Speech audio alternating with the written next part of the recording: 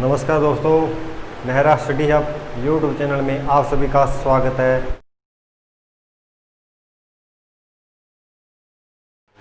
अपने बात कर रहे हैं दोस्तों हिंदी की, और हिंदी में अपने काल या इंग्लिश में जिन्हें कहते हैं टेंस चल रहे हैं और कुछ पार्ट इसका कर चुके हैं। तो चलिए अपने जो टॉपिक चल रहा था उसके बारे में बात करते हैं। भूतकाल का तीसरे भेद के बारे में बात करेंगे दोस्तों, अपूर्ण भूतकाल। अपूर्ण भूतकाल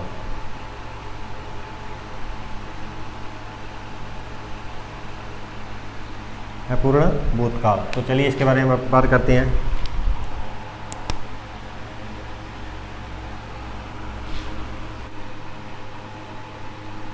क्रिया के जिस रूप से क्रिया हो रही है पर क्रिया की जिस रूप से क्रिया हो रही है पर समाप्त हुई या नहीं, समाप्त हुई या नहीं का पता न चले तो उसको किस में चला जाएगा, गिना जाएगा अपूर्ण भूतकाल में। उसको अपूर्ण भूतकाल में गिना जाएगा। क्या भाव है इसका कहने का कि क्रिया हो, जब मैं वहाँ आप वहाँ होगे या आपके रूप सामने वो क्रिया हो रही होगी, लेकिन जब आप वहाँ से चले जाओगे जहाँ वो क्रिया जब आप वहाँ थे तो क्रिया हो रही थी, लेकिन आप जहाँ वहाँ से कहीं और चले गए तो उस क्रिया के बारे में आप सही बता नहीं पाओगे कि जब मैं वहाँ था तो क्रिया हो रही थी, लेकिन जब अब मैं यहाँ हूँ पता नहीं क्रिया हो रही है या नहीं, समाप्त हो चुकी है या नहीं। तो इसके पहले पहचान के बारे में बात करें। अपनी पहचान, क्रिया के धातु रूप के साथ, क्रिया के धातु रूप के साथ क्या लगा होगा, ता, ते, याति या रहा, रही या रहे के साथ था, थे या थी लगा होगा। था, थे, थी लगा होगा।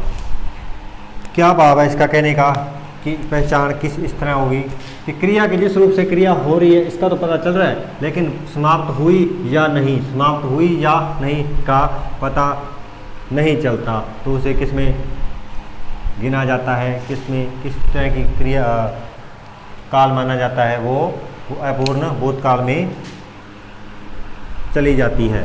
तो अपने बात करते हैं इसमें वाक्य में प्रयोग करके कि क्या ये वाक्य पहचान इसकी हमें बताई गई है, क्या वो सही है, सत्य है। तो चलो देखते हैं। बालक सो रहा था, बालक सो रहा था।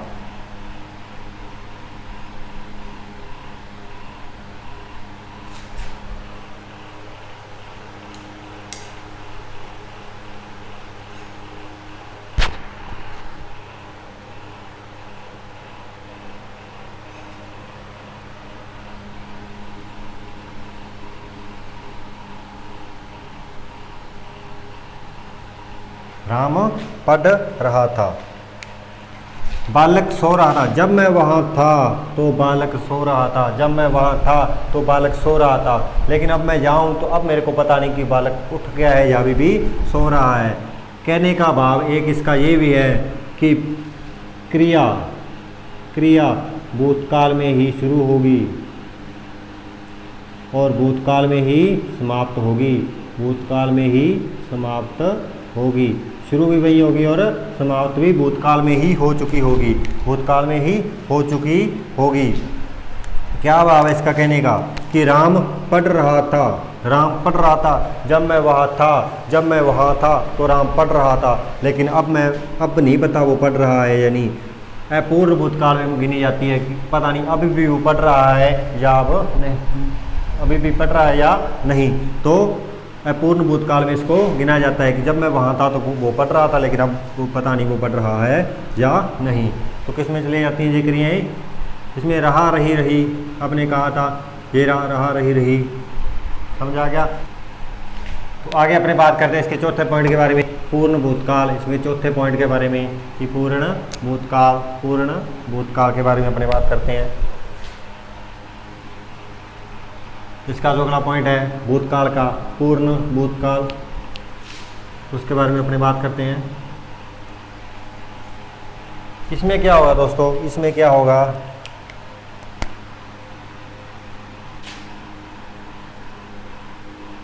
क्रिया के जिस रूप से पता चले कि क्रिया की कार्य पहले ही पूर्ण हो चुका है, पहले ही पूर्ण हो चुका है। क्रिया के जिस रूप से पता चले कि कार्य पहले ही पूर्ण हो चुका है, कार्य पहले ही पूर्ण हो चुका है।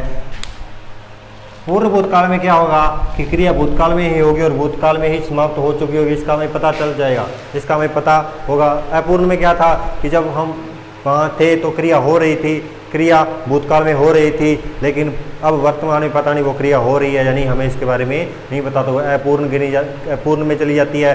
लेकिन इसमें क्या होगा, भूतकाल में शुरू होगी और भूतकाल में ही समाप्त हो चुकी होगी, तो उसको किस में गिना जाएगा, पूर्ण भूतकाल में। तो चलो इसकी पहचान देखते हैं दोस्तों कि इसकी पहचान कैसे करेंगे। पहचान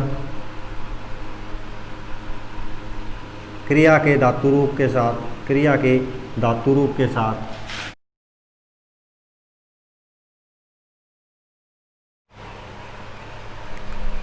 अगर इसकी पहचान करें दोस्तों, तो क्रिया के धातु रूप के साथ क्या लगा होगा, आ था, ई थी या ए थी या ए थे लगा होगा दोस्तों। क्या लगा होगा, क्रिया के धातु रूप के साथ आ था, ई थे या ए थे लगा होगा।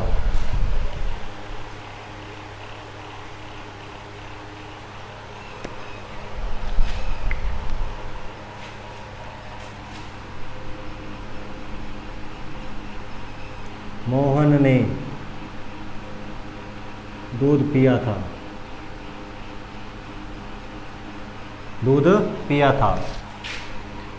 दूसरी बात करें तो खिलाड़ी ने मैच जीता था, खिलाड़ी ने मैच जीता था। तो ये किस में चले जाएंगे दोस्तों, ये किस में चले जाएंगे, पूर्ण भूतकाल में चले जाएंगे। आ था, ई थी या ए थे कि मोहन दूध पिया था, खिलाड़ी ने मैच जीता था, ये पूर्ण भूतकाल में चली जाती हैं। इसके साथ क्या, अगर अपने माने तो इसमें सामान्य भूत के साथ था, थे, थी भी लग जाता है। इसमें अगर परिभाषा की शॉर्ट ट्रिक में बात करें तो सामान्य भूत के साथ था, थे, थी लगा दो और किस में चले जाएगा, वो पूर्ण भूतकाल में। तो चलो इसके अगले पॉइंट के बारे में बात करते हैं। भूतकाल के नेक्स्ट पॉइंट के बारे में बात करेंगे, अगले पॉइंट के बारे में बात करेंगे, अगले भेद के बारे में बात करेंगे।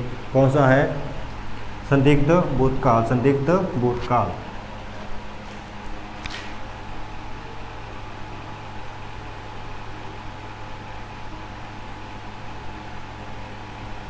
भूतकाल का नेक्स्ट पॉइंट संदिग्ध भूतकाल।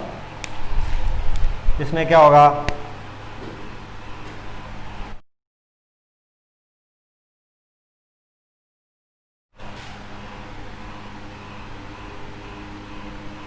क्रिया के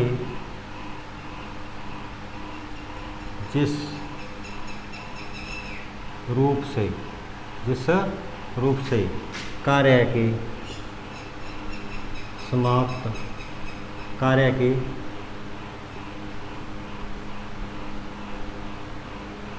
होने की, कार्य के समाप्त होने में संदेह दिखाई दे, संदेह दिखाई दे कि कार्य समाप्त हुआ है या नहीं, इसके बारे में हमें संदेह होगा कि कार्य समाप्त हुआ है या नहीं। इसकी अगर पहचान करेंगे दोस्तों, तो क्रिया की सामान्य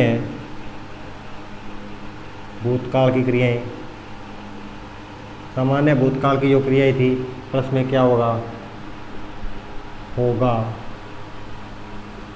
होंगी या होंगे या होंगे। क्या लगा होगा, सामान्य भूतकाल की जो क्रियाएं हैं उसके साथ क्या होगा, होगा, होगी या होंगे। इसको उदाहरण से अपने समझते हैं कि क्या भाव है कहने का इसका।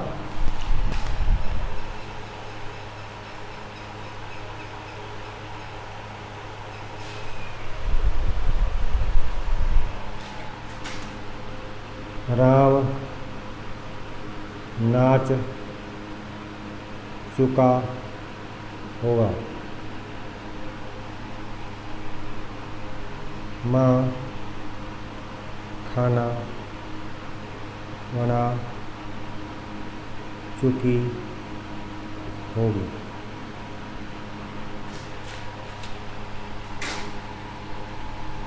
बच्चे आ चुके होंगे, बच्चे आ चुके होंगे।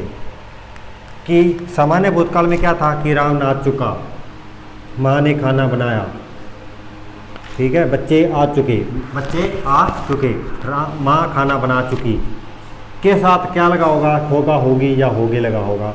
मैंने बोला राम नाच चुका के साथ, क्रिया के साथ, क्रिया के साथ क्या आ गया,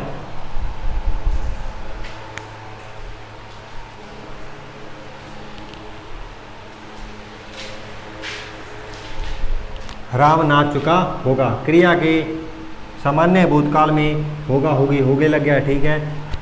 दूसरा अगर इसमें अपने इम्पोर्टेंट बात करें, इम्पोर्टेंट तथ्य की बात करें तो कार्य जब हम वहाँ थे तो कार्य हो रहा था, कार्य हो रहा था, लेकिन जब अब मैं वहाँ नहीं हूँ तो क्या पता वो कार्य समाप्त हो गया हो या कार्य चल रहा होगा, शायद समाप्त हो चुका होगा, उसके बारे में संदिग्ध हो गए, संदेह होगा, उसके बारे में हमें क्या होगा, संदेह होगा। तो इसी प्रकार मैं बात कर रहा हूँ, राम नाच चुका होगा, राम नाच चुका, जब मैं वहाँ था तो राम नाच रहा था, अब वो राम नाच चुका होगा।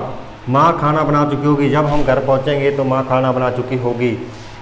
बच्चे आ चुके होंगे, टीचर जब क्लास में पहुँचेगा तो बच्चे आ चुके होंगे, बच्चे आ चुके होंगे। कि संदेह होगा, समाप्त होने का संदेह होगा तो वो किस में चली जाएगी, संदिग्ध भूतकाल में चली जाएगी, संदिग्ध भूतकाल में चली जाएगी। तो आगे इसके अगले भूतकाल के नेक्स्ट भेद के बारे में बात करेंगे, अगले पॉइंट के बारे में, अगले भेद के बारे में बात कर रहे हैं। कौन सा है,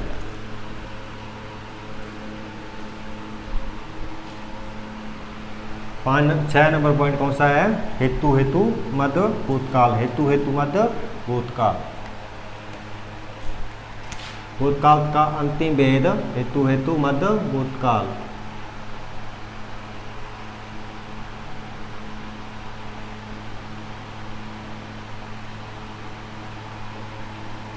तो चलिए इसमें देखते हैं क्या होता है। हेतु हेतु मद भूतकाल में क्या होगा दोस्तों, हेतु हेतु मद भूतकाल में क्या होगा कि जब भूतकाल की किसी क्रिया से, जब भूतकाल में होने वाली किसी क्रिया से हमारा वर्तमान प्रभावित हो, हमारा वर्तमान प्रभावित हो। जब भूतकाल में होने वाली किसी क्रिया से हमारा वर्तमान प्रभावित हो, कि भूतकाल में अगर वो क्रिया होती है तो हमारे वर्तमान में प्रभाव पड़ेगा, अगर नहीं होती तो भी हमारे वर्तमान में प्रभाव पड़ेगा। तो उसका कहने का क्या भाव है, इसकी पहचान है, इसके पहचान जानकर हम इसके भेदों के बारे में बात करेंगे, इसकी उदाहरण के बारे में बात करेंगे। उदाहरण में इसमें कि अगर वर्षा हो जाती तो फसल अच्छी होती,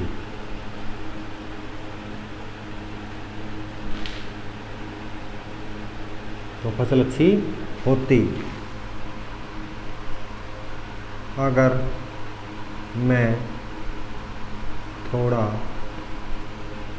और पढ़ लेता,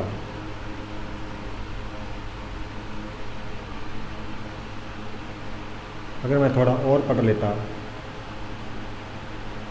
तो आज मैं सही होता, आज मैं सब इंस्पेक्टर होता। आज मैं सब इंस्पेक्टर होता। कि अगर वर्षा हो जाती तो फसल अच्छी होती, अगर वर्षा हो जाती, भूतकाल की बात कर रहा हूँ, कि अगर वर्षा हो जाती कि वर्तमान की जो क्रिया होगी उससे हमारा भूतकाल की जो क्रिया होगी उससे हमारा वर्तमान प्रभावित होगा। कैसे होगा? मैंने कहा हमारी अगर वर्षा हो जाती तो आज फसल अच्छी होती, तो फसल अच्छी होती। अगर वर्षा हो जाती, भूतकाल में अगर वर्षा हो जाती तो फसल अच्छी होती। अगर मैं थोड़ा और पढ़ लेता, अगर मैं थोड़ा और पढ़ लेता तो मेरा एसआई में चयन हो जाता, एसआई में चयन हो जाता, एसआई में चयन हो जाता। कि अगर मैं थोड़ा भूतकाल में अगर थोड़ा और पढ़ लेता तो आज मेरा एसआई में चयन हो जाता। तो भूतकाल से हमारी ऐसी क्रिया जो भूतकाल से हमारा प्रभावित हो, भूतकाल की ऐसी क्रिया जिससे हमारा वर्तमान प्रभावित हो, जिससे हमारा वर्तमान प्रभावित हो, किस में चली जाती है? हेतु मत भूतकाल में। तो आज के लिए इतना ही दोस्तों। ये क्लास आपको कैसी लगी, इसकी राय आप कमेंट सेक्शन में ज़रूर बताएं और अपने दोस्तों के साथ इस चैनल को ज़रूर शेयर करें। आपका सहयोग ही हमारी सफलता है दोस्तों। और जितना हो सके उससे भी अधिक इस चैनल को वायरल करें, अपने दोस्तों के साथ अपने सोशल मीडिया प्लेटफॉर्म पर इस चैनल को शेयर करें। और इसी तरह आपके सामने अच्छी क्लासें और अच्छी फैकल्टी भी लाते रहेंगे। तो आज के लिए इतना ही दोस्तों। जय हिंद, धन्यवाद।